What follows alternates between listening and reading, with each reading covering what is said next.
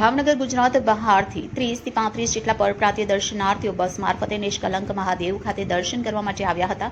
ત્યારબાદ તેઓ દર્શન કરી બસ મારફતે પરત ફરી રહ્યા હતા।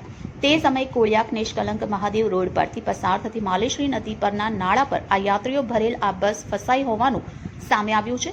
ભારે વરસાદના કારણે અને ઉપરવાસમાં પડેલા વરસાદના કારણે નદીનું જળસ્તર અચાનક વધવાથી બસ ડ્રાઈવરે બસ પર કંટ્રોલ ખોઈ દીધો હતો, જેના કારણે બસ નદીમાં તણાવા લાગી હતી। ભારે પૂરના કારણે બસના આગળના બંને ટાયરો નદીના ખાડામાં ફસાઈ ગયા હતા। બસ નદીમાં ફસાતી જતી જોઈ બસમાં રહેલા યાત્રીઓ મદદ માટે બૂમાબૂમ અને ચીસો પાડવા લાગ્યા હતા। આ ઘટનાને પગલે સ્થાનિકો અને આજુબાજુમાં રહેતા લોકો એકઠા થઈ ગયા હતા અને તંત્રને આ ઘટના અંગેની જાણ કરવામાં આવી હતી। ઘટનાની જાણ થતાં જ વહીવટી તંત્ર, ફાયર વિભાગ, પોલીસ અને 108 સહિતનો કાફલો ઘટના સ્થળે દોડી આવ્યો હતો। હાલ બસમાં રહેલ યાત્રીઓને રેસ્ક્યુ કરીને બહાર કાઢવા માટે તંત્ર અને સ્થાનિકો દ્વારા કામગીરી હાથ ધરવામાં આવી છે।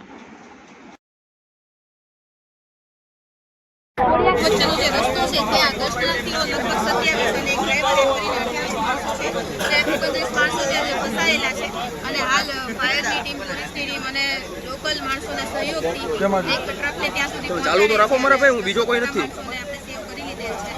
બસ ક્યાંથી ક્યાં આવી રહી બેન? જાનહાની કોઈ થયેલ કેવી અત્યારે પરિસ્થિતિ કઈ રીતના? અત્યારે ગંભીર પરિસ્થિતિ છે કેમ કે વરસાદ કન્ટિન્યુ ચાલુ છે અને આપ જોઈ શકો છો રસ્તા ઉપર ખૂબ આપણે જ્યાં ઊભા છીએ ત્યાં પણ પાણી આવી ગયે છે, પણ સિચ્યુએશન અંડર કંટ્રોલ છે તે માણસો બચાવી લીધેલા છે। ને અત્યારે ખાસ કરીને કઈ રીતના કામગીરી શું વાહન કામગીરીમાં રેસ્ક્યુ ટીમ આવી ગઈ છે અને ઘોઘા પીએસઆઈ, ઘોઘા પોલીસ સ્ટેશનનો સ્ટાફ, પોલીસનો સ્ટાફ છે, બેકઅપ સ્ટાફ છે અને ટૂંકમાં નજીકના બધા જ કર્મચારી અધિકારી પહોંચી ગયા છે અને અમારા સાહેબના માર્ગદર્શન મુજબ રેસ્ક્યુની કામગીરી અહીંથી એમને બહાર કાઢવાનું ચાલી રહ્યું છે। મોટાભાગ બધા લોકો સલામત છે।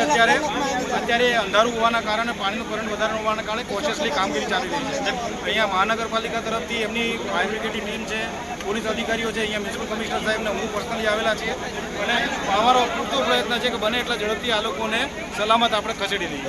બસ ક્યાંની છે એ માલુમ પડ્યું છે? અત્યારે જે અમારી પ્રાથમિક માહિતી મુજબ દક્ષિણ ભારતની બસ છે અને એના બહારનો ડ્રાઈવર હોવાના કારણે એને ખ્યાલ નહીં રહ્યો। અહીંના લોકોએ એને ગાડી આગળ નહીં લઈ જવા માટે ચીતવેલા, પણ તેમ છતાં અજાણ્યો ડ્રાઈવર હોવાથી એને ખ્યાલ નહોતો કે રિસ્ક કેટલું છે। અમારે અત્યારે એ લોકોને સહી સલામત બહાર કાઢી અને સલામત જગ્યાએ લઈ જવાની અમારી પહેલી પ્રાયોરિટી છે।